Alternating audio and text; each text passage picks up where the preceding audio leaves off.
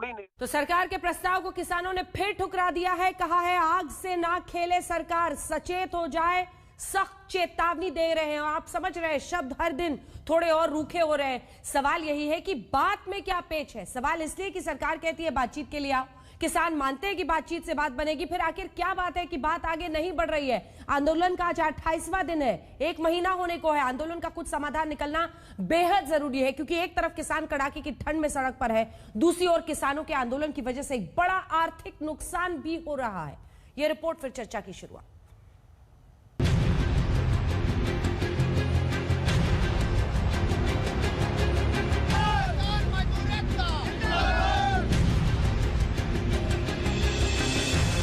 Tractor बांटते हुए किसान दिवस पर उत्तर प्रदेश के मुख्यमंत्री योगी आदित्यनाथ एक बार फिर किसानों को रिझाते हुए कह रहे थे, किसानों का सम्मान और उनका हित सिर्फ मोदी सरकार के मन में है। वहीं कृषि मंत्री लाल साफा पहने संदेश दे रहे थे कि ज्यादातर किसान उनके साथ हैं। किसान के चेहरे पर खुशहाली लाने के लिए ही आज कृषि क्षेत्र में तेजी के साथ सुधार के लिए प्रधानमंत्री जी के प्रयास से, उनके मार्गदर्शन से केंद्र सरकार ने 3 कृषि कानूनों में भी व्यापक सुधार किए हैं।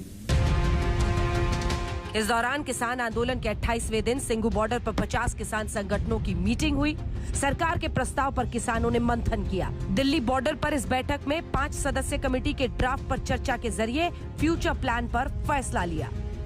हमने एक कमेटी बनाया है, आज वो अपने विचार रखेगी, तो आज देखते हैं क्या फाइनल होता है, क्या पहला ही करना। ये किसानों का मुद्दा अगर पॉलिटिक्स है तो ये पॉलिटिक्स है। फिर किसानों के जो कानून बनाए हैं ये गलत हैं, इसको बोलना पॉलिटिक्स है तो पॉलिटिक्स है। मतलब कोई अगर व्यक्ति, संगठन, दल अगर किसानों के इस मुद्दे के पक्ष में बोलता है तो उसको पॉलिटिकल बोलिए, जो मर्जी बोलिए। फिलहाल दोनों तरफ से जारी है माइंड गेम। आंदोलन 1 महीने का होने वाला है। 5 दौर की बातचीत हो गई है, नतीजा निकला नहीं है। अब सरकार और किसान संगठनों के बीच माइंड गेम चल रहा है। दोनों पक्ष एक दूसरे के झुकने का बस इंतजार कर रहे हैं। सरकार ये संदेश देना चाहती है कि वो तो बातचीत के लिए तैयार है, मगर किसान संगठन अपनी जिद पर अड़े हैं। सरकार हड़बड़ी के मूड में है नहीं। उसे उम्मीद है कि आंदोलन लंबा खिंचने के बाद किसान संगठन दबाव में आएंगे। रास्ता निकलेगा, क्योंकि इतिहास इस बात का साक्षी है।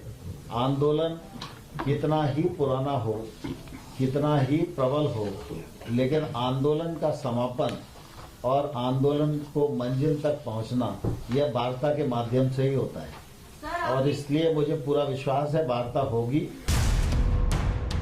इधर आंदोलन करने वाले किसान संगठनों को दबाव में लाने के लिए सरकार बिल समर्थक किसान संगठनों से लगातार बात कर रही है। साथ ही बीजेपी कानून के समर्थन में कई जगहों पर अभियान को भी हाईलाइट कर रही है। सरकार को लगता है कि अपने रुख पर डटे रहने से किसान संगठन दबाव में आएंगे, जिसके बाद बातचीत की सूरत बनेगी।